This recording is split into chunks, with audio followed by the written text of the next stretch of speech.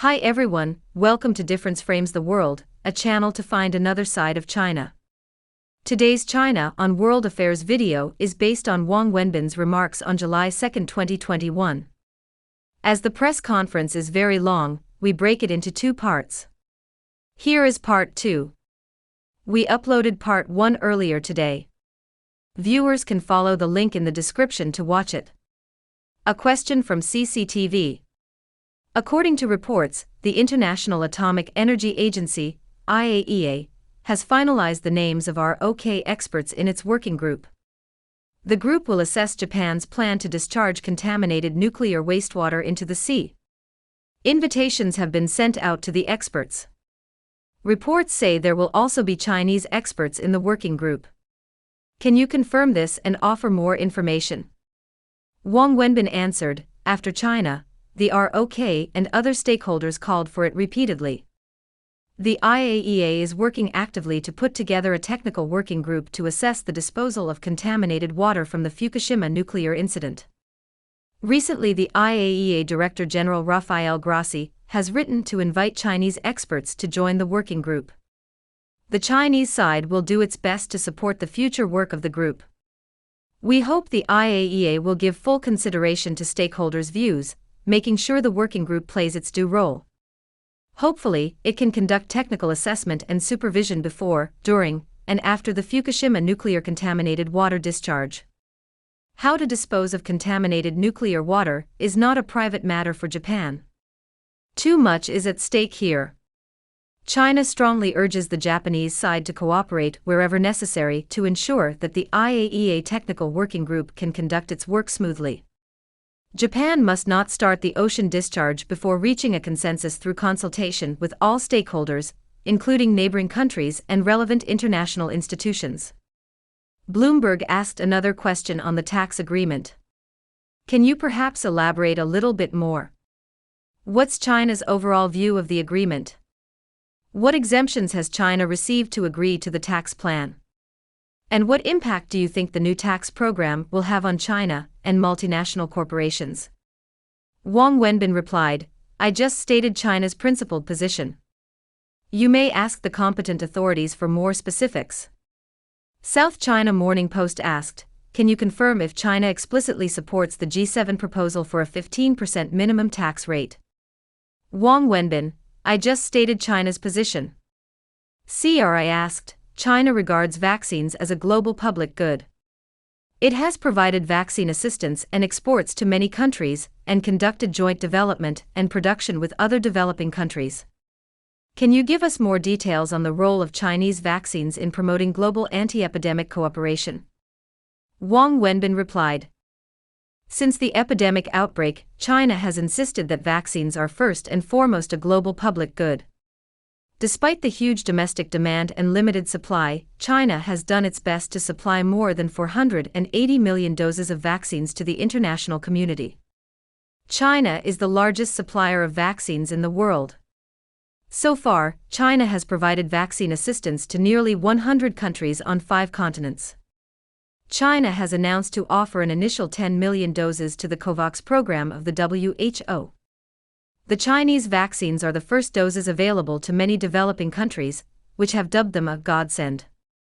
Equatorial Guinean President Teodoro Obiang said the Chinese vaccine had brought a ray of hope to the country's struggling fight against the epidemic.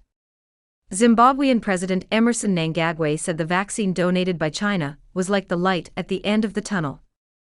Chilean President Sebastián Pinera said that Chinese vaccines are safe and effective.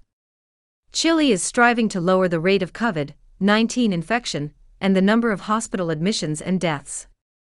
Antigua and Barbuda Prime Minister Gaston Brown said the Chinese vaccine had proven its effectiveness and safety. They will make positive contributions to the early realization of herd immunity in Antigua and Barbuda. China has also carried out joint development and production with many developing countries and supported relevant enterprises in carrying out Phase 3 clinical trials in cooperation with foreign partners. Chinese vaccines have won a good reputation in the international community, with their safety and effectiveness widely recognized. Up to now, more than 100 countries have approved Chinese vaccines for use. The World Health Organization has added Sinopharm and Sinovac vaccines to its emergency use listing. More than 30 foreign leaders have taken the lead in receiving jabs of Chinese vaccines. China will continue to contribute to the accessibility and affordability of vaccines in developing countries to the best of its capacity. We hope all countries in the world can do so as well. All countries should act as soon as possible, fulfilling their commitments and promoting equitable distribution and application of vaccines for better global anti-epidemic cooperation. Bloomberg asked, "This is a question about infrastructure projects in the Philippines that China backs." The Binondo Intramuros Bridge in Manila is the first infrastructure project to be completed later this year among 14 planned such projects with Chinese backing.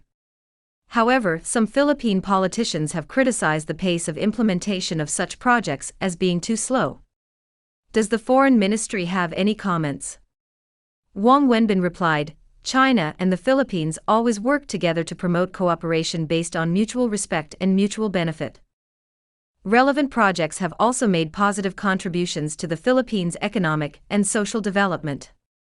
The paper, Helga Zepp-LaRouche, president of the Schiller Institute, a U.S. think tank, said it is a malicious effort and an old trick by the West to smear and accuse China of making the novel coronavirus. She said if there was to be an investigation, it should be carried out everywhere, not just in China. What is China's comment? Wang Wenbin replied, "China has repeatedly stressed that origin tracing is a scientific matter that should stay away from politics. This position is supported by many scientists in the international community who uphold science, reason and objectivity."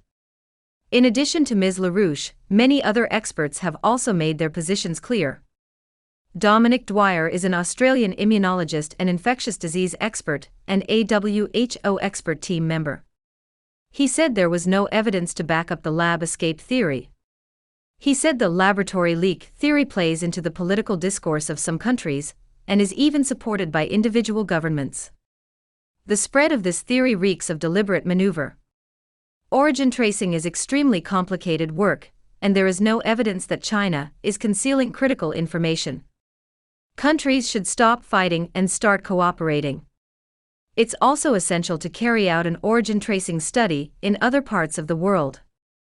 The Swedish Research Council recently held a webinar on discovering false information and conspiracy related to COVID-19. At the event, Professor Andreas Onnerfors of Uppsala University said the allegations of China virus and lab leak theory are all conspiracy theories. By spreading such conspiracies, some aim to establish a narrative that China should be held accountable for the outbreak and transmission of the virus. Such practice distorts science, stokes racial discrimination, exacerbates division, and poses threats to democracy at multiple levels. Dr. Danielle Anderson is an Australian virologist who once worked at the Wuhan Institute of Virology. She said the Wuhan Institute of Virology was a regular lab that worked in the same way as any other high-containment labs. She said there were strict protocols and requirements aimed at containing the pathogens being studied. She believes the virus most likely came from a natural source. She is convinced there was no artificial virus intentionally to infect people and deliberately released. Anderson does think an investigation is needed to nail down the origin of the virus once and for all. Still, some media outside China blame her for the portrayal of the lab toxic attacks on scientists have ensued. Massimo Galli is the head of the infectious diseases unit at the University of Milan-affiliated Luigi Sacco Hospital in Milan, Italy. He said at a committee for social affairs of the Chamber of Deputies that the coronavirus was an unknown virus with no signs of genome engineering inside. He emphasized the lab leak theory had no scientific basis at all. Galli and 3 other Italian experts believe that the virus is 99% likely to result from natural spillover. We hope that all parties can respect facts and science and jointly reject political manipulation of defamation under the pretext of origin tracing. Only then can we create a favorable environment for global cooperation in origin tracing and solidarity in fighting the epidemic. From July 6, 2021, it will be Zhao Jiang's turn to sponsor the regular press conference again, and we will prepare videos based on his remarks soon. Besides, we have opened a new channel to host China on World Affairs videos, and we already uploaded previous COWA videos there. The link to the new channel has been put in the description and the pinned comments. Thank you so much for your time on this video. If you like our videos, please subscribe to our channel and share them with people you know.